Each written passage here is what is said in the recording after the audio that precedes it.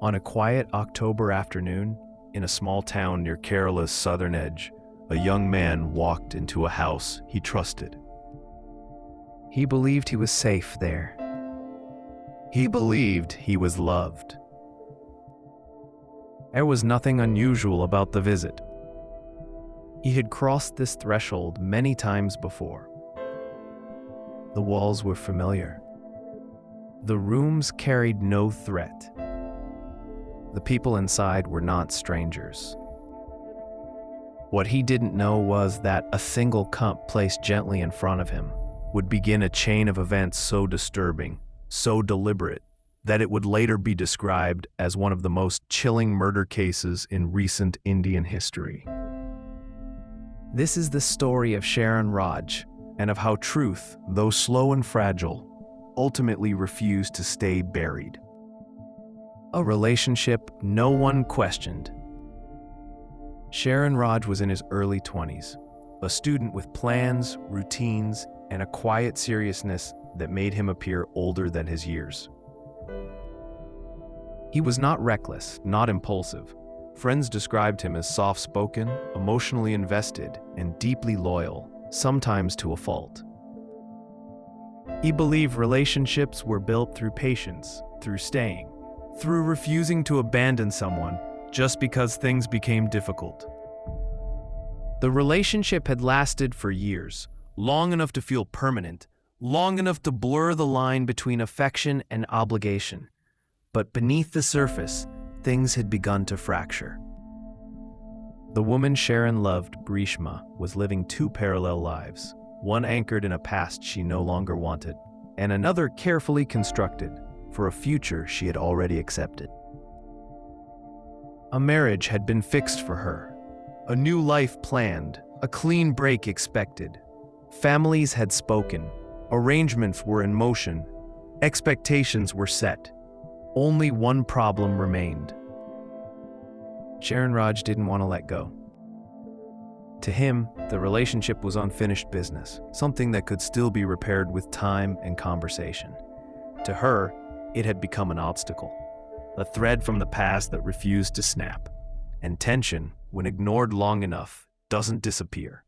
It transforms. On October 14th, 2022, Sharon was invited to her house. It wasn't unusual.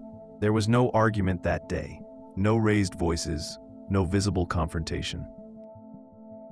If anything, it felt ordinary, almost too ordinary to remember. Inside the house, everything appeared normal. Quiet, domestic, safe, the kind of space where guards are lowered instinctively.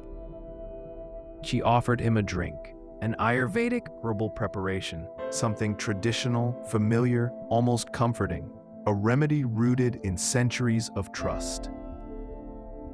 A kashayam, dark, bitter, medicinal. She told him it was good for digestion, for health, for strength. Sharon didn't hesitate. He drank it, and within hours, his body began to betray him.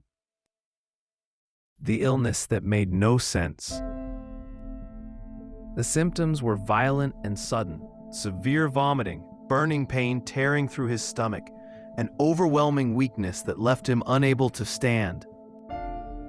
By evening, panic had set in. He was rushed to the hospital. Doctors worked quickly. IV fluids, medications, tests. The initial assumption was food poisoning. Then perhaps a bacterial infection. Something common, something explainable. But nothing fit. Sharon's organs began to fail one by one. His kidneys stopped functioning properly.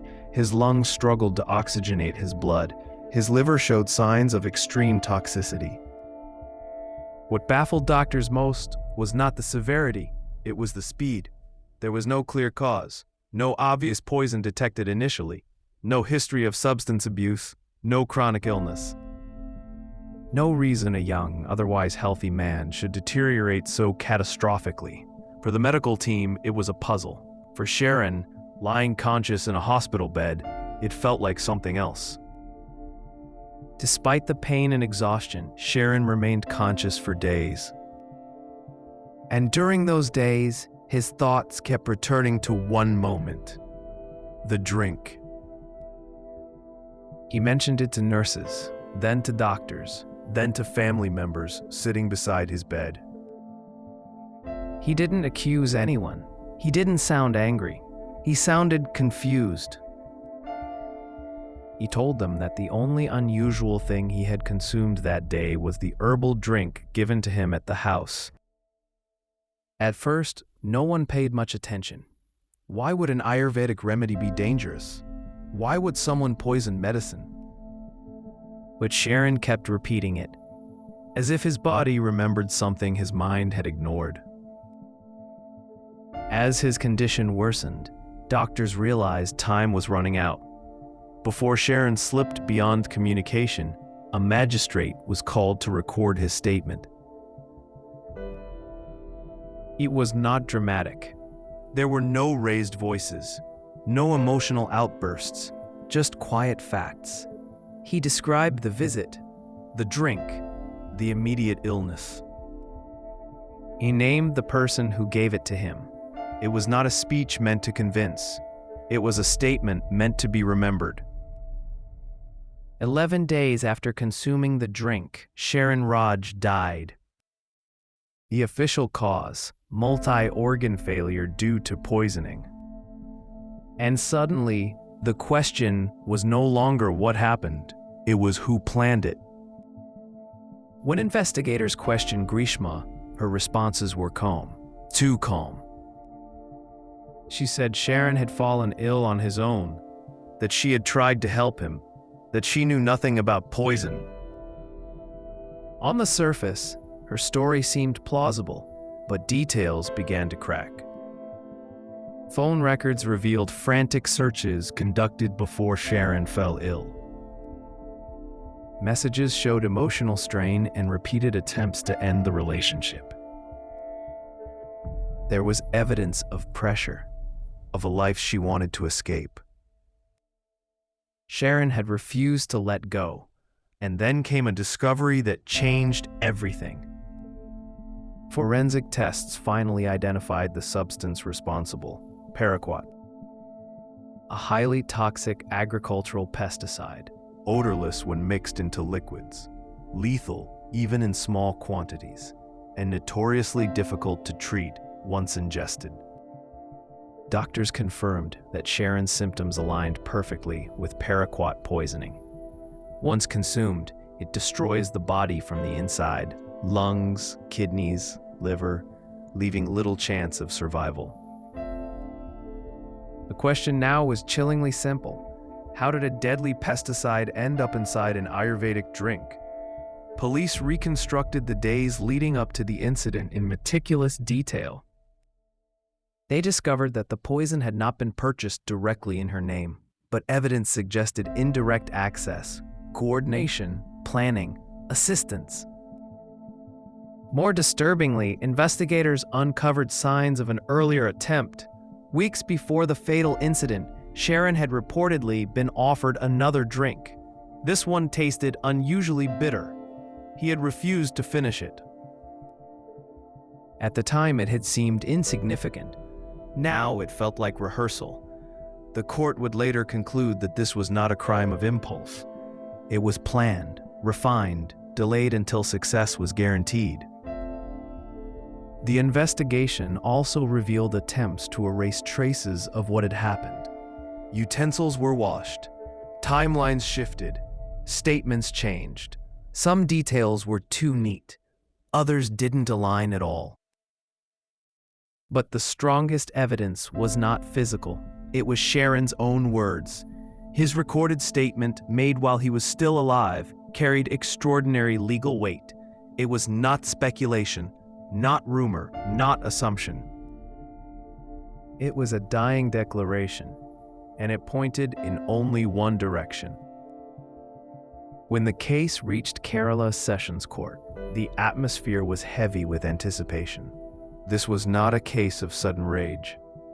There were no eyewitnesses to violence, no dramatic confessions. Instead, prosecutors laid out a cold, methodical timeline. Emotional manipulation, repeated failed attempts to end the relationship, and finally, calculated action. The defense argued circumstantial evidence. The court disagreed. The judge described the act as a betrayal of trust so complete, so calculated, that it qualified as one of the rarest crimes. In January 2025, the verdict was delivered. Guilty. The sentence, death. Why this case still haunts people. This wasn't a crime of anger. There was no explosion. No public breakdown. It was quiet, a familiar house, a trusted drink, a slow invisible poison. And that is what makes the Sharon Raj case so unsettling. It reminds us that danger doesn't always announce itself loudly. Sometimes it is offered gently. With a smile, in a cup. Could this have been stopped earlier? Did love blind someone to warning signs? And how many crimes like this go unnoticed because they appear ordinary? Sharon Raj didn't die in the dark. He died believing the person in front of him wouldn't harm him. And that may be the most terrifying truth of all. If this story left you disturbed, you're not alone. True crime isn't frightening because it's dramatic. It's frightening because it's possible. If you value stories that uncover truth beneath silence, subscribe to the channel and stay curious, but cautious. Because sometimes the deadliest things come disguised as care.